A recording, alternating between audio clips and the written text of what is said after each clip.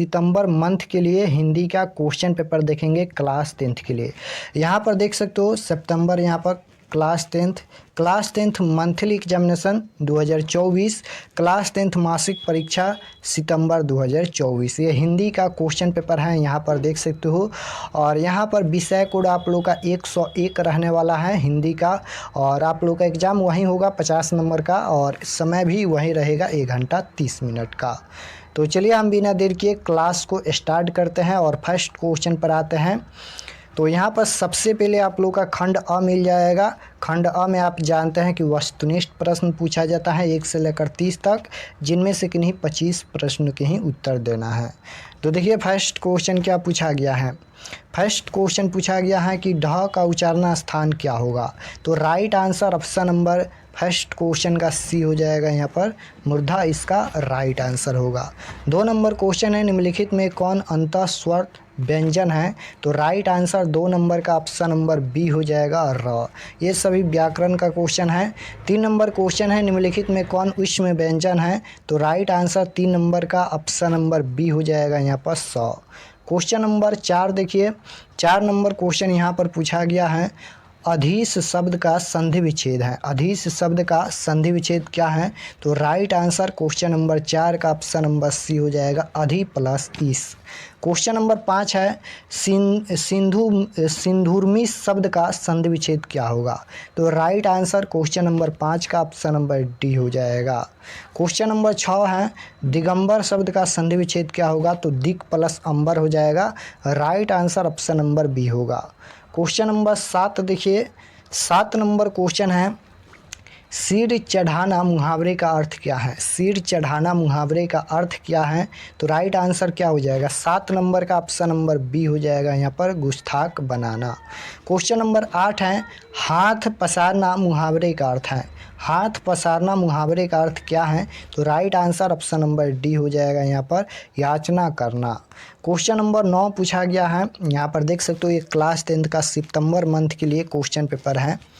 Question number 9 है आँख शब्द का पर्यायवाची कौन है। आँख शब्द का पर्यायवाची शब्द कौन है। तो राइट आंसर क्या हो जाएगा, 9 नंबर का ऑप्शन नंबर ए हो जाएगा, लोचन।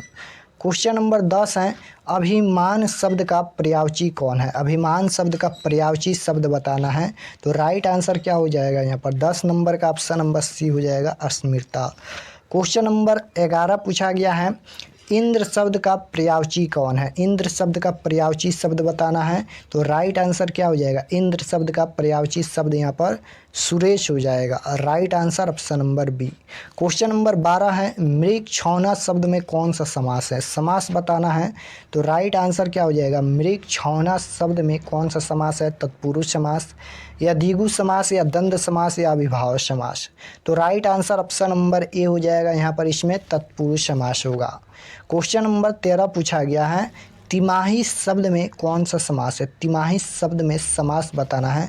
तो देखिए पहला शब्द जो है वह संख्यावाचक है। तिमाही पहला ती है, यानी यहाँ पर 3 संख्या का बोध हो रहा है, यानी पहला जो शब्द है वह संख्यावाचक है, इसलिए ये द्विगु समास हो जाएगा। कोई भी अगर जो शब्द होता है पहला शब्द अगर संख्यावाचक होता है तो वह द्विगु समास होगा, याद रखिएगा। अगर बीच में योजक चिन्ह लगा है इस तरह से तो वह द्वंद्व समास होगा। समास का एक अलग से हम वीडियो बना दिए हैं, अगर आप लोग समास नहीं जानते हैं तो जाकर देख लीजिएगा, क्योंकि समास से क्वेश्चन फाइनल बोर्ड परीक्षा में 100% पूछा जाएगा, हिंदी और संस्कृत दोनों में। क्वेश्चन नंबर 4 पूछा गया है कर्महीन शब्द कौन सा समास है। कर्महीन शब्द कौन सा समास है। तो राइट आंसर यहाँ पर ये 14 नंबर क्वेश्चन है।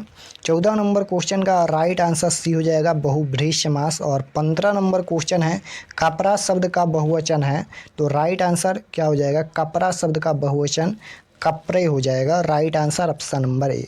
उसके बाद यहाँ पर ये 16 नंबर क्वेश्चन है वृद्ध शब्द का विलोम क्या होगा। तो राइट आंसर 16 नंबर का ऑप्शन नंबर डी हो जाएगा, यहाँ पर ताकतवर।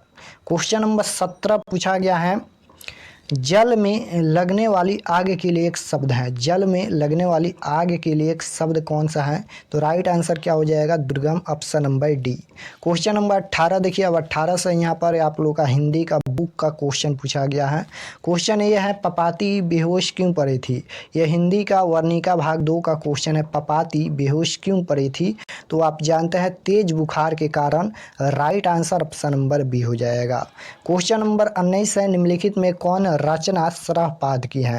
निम्नलिखित में कौन सी रचना सरहपाद की है? तो राइट आंसर 19 नंबर का ऑप्शन नंबर ए हो जाएगा, दोहा कोश। क्वेश्चन नंबर 20 देखिए। 20 नंबर क्वेश्चन है, नजम्मा मगम्मा की कौन थी? नजम्मा मगम्मा की कौन थी? तो आप जानते हैं बहू थी। Right answer option number C हो जाएगा, मगम्मा दही बेचती थी। क्वेश्चन नंबर 21 पूछा गया है, नागरी लिपि पाठ शीर्षक साहित्य की कौन सी विधा है? नागरी लिपि शीर्षक पाठ साहित्य की कौन सी विधा है? तो राइट आंसर क्या हो जाएगा? यहाँ पर नागरी लिपि पूछा गया है, तो राइट आंसर बी हो जाएगा, निबंध है। क्वेश्चन नंबर 22 है, लौटकर आऊँगा फिर कविता के अनुवादक हैं। लौटकर आऊँगा फिर कविता के अनुवादक कौन है? तो right answer option number C हो जाएगा, प्रयाग शुक्ल। क्वेश्चन नंबर 23 पूछा गया है, मेरे बिना तुम प्रभु किस भाषा से अनुवादित हैं? मेरे बिना तुम प्रभु किस भाषा से अनुवादित हैं? तो राइट आंसर ऑप्शन नंबर ए हो जाएगा, अंग्रेजी। क्वेश्चन नंबर 24 है, बीजाक्षर काव्य संकलन है। तो राइट आंसर 24 का डी हो जाएगा, यहाँ पर Anamika is right answer. Question number 25 है, एक वृक्ष की हत्या शीर्षक कविता किसकी है? कुंवर नारायण, अनामिका या बीरन डंगवाल या अज्ञा जी का? तो राइट आंसर क्या हो जाएगा? एक वृक्ष की हत्या ये कुंवर नारायण की कविता है। Right answer option number A होगा। क्वेश्चन नंबर 26 पूछा गया है कि ढाते विश्वास के कहानीकार कौन है? ढाते विश्वास के कहानीकार कौन है? सातकोरी होता या अरविंदम या सुजाता या श्रीनिवास? तो राइट आंसर क्या हो जाएगा? यहाँ पर ढाते विश्वास कहानी के केंद्र में पूछा गया है, ढाते विश्वास की कहानी कौन है? तो राइट आंसर 26 नंबर का ये हो जाएगा, सातकोरी होता। और बाढ़ की समस्या भी ढाते विश्वास कहानी के केंद्र में है। क्वेश्चन नंबर 27 है, रोन नदी कहाँ है? रोन नदी कहाँ है? फ्रांस या भारत में या जापान में या नेपाल में? तो ये दक्षिण फ्रांस में है रोन नदी। राइट आंसर ऑप्शन नंबर ए हो जाएगा। उसके बाद 28 नंबर क्वेश्चन है, परंपरा का मूल्यांकन किसकी कृति है? परंपरा का मूल्यांकन किसकी कृति है? तो राइट आंसर ऑप्शन नंबर ए हो जाएगा, अशोक वाजपेयी की कृति है। क्वेश्चन नंबर 29 पूछा गया है, देवताओं के राजा का वज्र किसकी हड्डियों से बना था? तो राइट आंसर क्या हो जाएगा? दधीची का हड्डी से बना था। Right answer option number A होगा। क्वेश्चन नंबर देखिए 30 पूछा गया है, नाखून क्यों बढ़ते हैं शीर्षक पाठ गद्य की कौन सी विधा है? तो 30 नंबर क्वेश्चन का राइट आंसर क्या हो जाएगा? ये ललित निबंध है।